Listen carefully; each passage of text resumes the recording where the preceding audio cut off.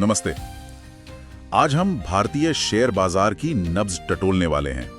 हमारे पास Himalayan stocks Gurukul का विश्लेषण है और शुरू करने से पहले उनकी एक बात याद दिला दें, अर्निंग्स थ्रू लर्निंग्स। उनके काम को सपोर्ट करने के लिए उन्हें सब्सक्राइब, लाइक और शेयर जरूर करें। तो चलिए 14 नवंबर के बाजार की परतें हटाकर देखते हैं कि आंकड़ों के पीछे की कहानी आखिर है क्या। RSI और MACD जैसे तकनीकी इंडिकेटर भी अभी तक मजबूती दिखा रहे हैं। लेकिन अगर गाड़ी में इतना पेट्रोल था तो ब्रेक किसने लगा दिया? कौन सी ताकतें हैं जो बाजार को 26,000 के पार टिकने से रोक रही हैं?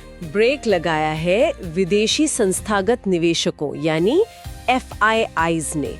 ये लगातार तीसरा दिन है जब उन्होंने बड़ी बिकवाली की है, इस बार लगभग 1750 करोड़ रुपए की।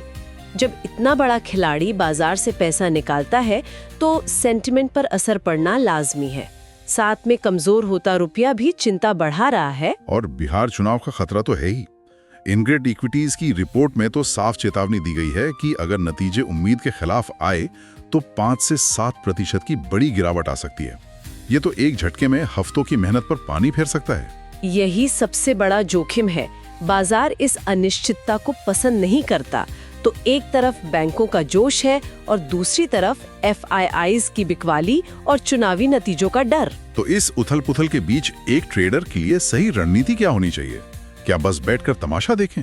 हिमालयन स्टॉक्स गुरुकुल का विश्लेषण कहता है कि रणनीति गिरावट पर खरीदें यानी बाय ऑन डिप्स की होनी चाहिए, लेकिन एक मजबूत शर्त के साथ।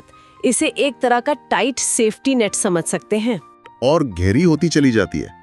इस बार ऐसा क्या लगे कि ये रणनीति काम करेगी? आपका सवाल बहुत वाजिब है। इसीलिए वो टाइट सेफ्टी नेट या कहिए कि एक लक्ष्मण रेखा बहुत जरूरी है।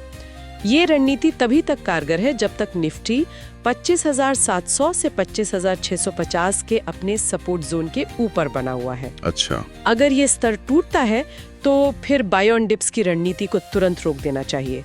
और ऊपर की तरफ 26,000 का किला अभी भी बहुत मजबूत है। तो रणनीति है गिरावट पर खरीदे पर अपनी सेफ्टी नेट के साथ।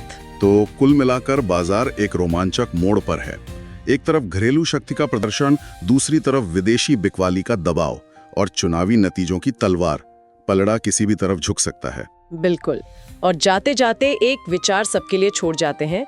इस सारी उठापटक के बीच 120 से ज्यादा शेयर अपने 52 हफ्तों के हाई पर ट्रेड कर रहे हैं।